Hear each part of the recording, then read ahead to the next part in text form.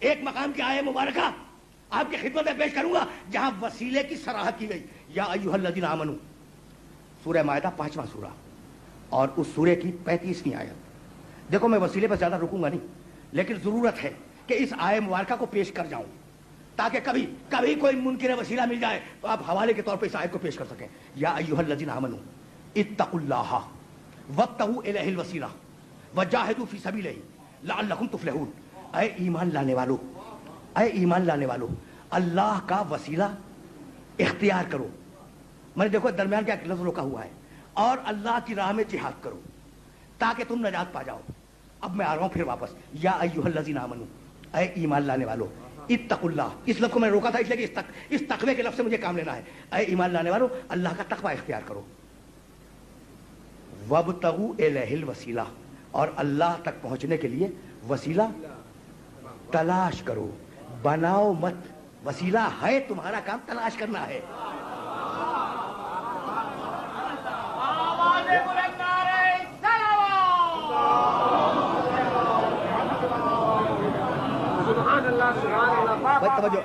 توجہ رکھنا اسی مرحلے فکر سے آگے جانا ہے. اور کل ایک روایت پیش کروں گا ملا صالح مرتضوی حنفی رحمۃ اللہ علیہ کی کتاب فضائل مرتضوی سے، اور یہ ساری تمیز اس ایک روایت کے لیے.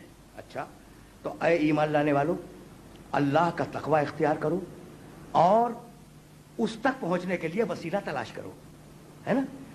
تو آیت ہے قرآن کی، اور بڑے بڑے مفسر گزرے 14 صدیوں میں، اور ہر ایک نے وسیلے کا مفہوم اپنے طریقے سے لکھا کہ وسیلہ کیا ہے. بھائی توجہ رکھنا، وسیلہ کیا ہے.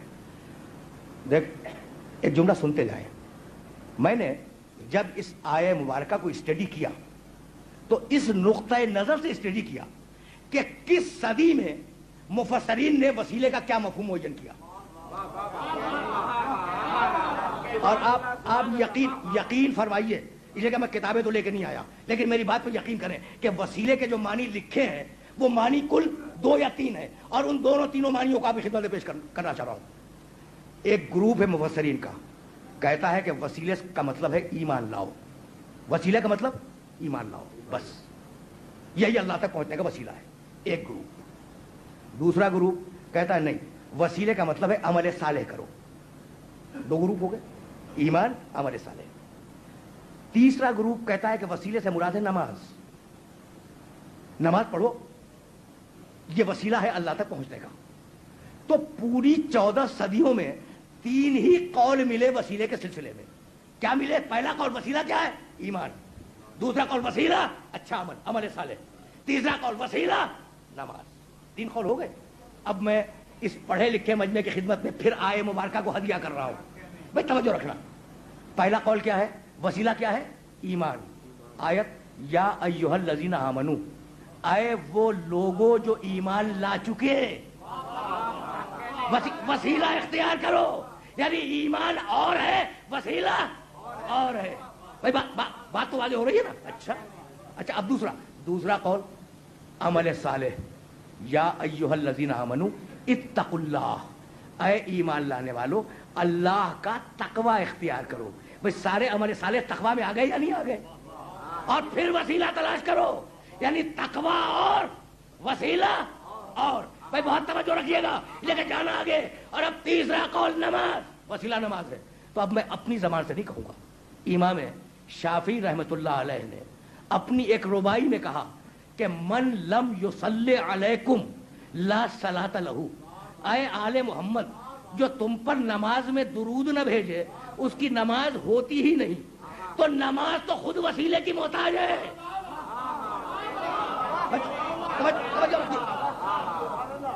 توجہ رکھیے گا، لیکن کچھ کہنا چاہ رہا ہوں. عشرہ اولا میں نے ایک جملہ کہا اور اس جملے کی ذراتی وضاحت کر دوں تو بات واضح ہو جائے.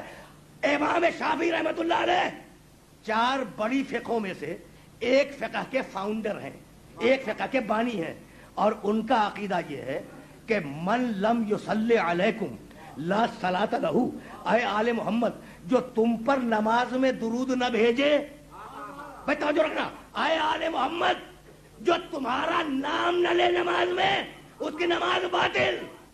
تو آل محمد وہ ہیں کہ اگر نماز میں ان کا نام نہ آئے تو نماز باطل، اور امت وہ ہے کہ اگر نماز میں کسی کا نام آ جائے تو نماز باطل۔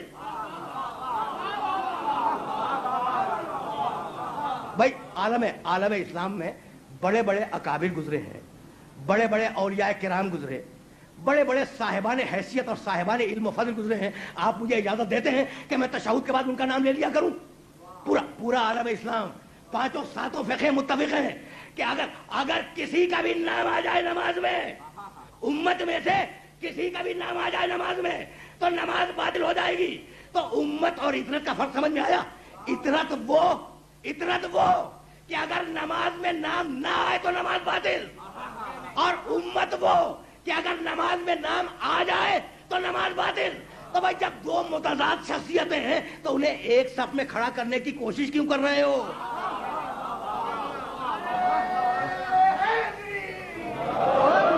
بس میں نے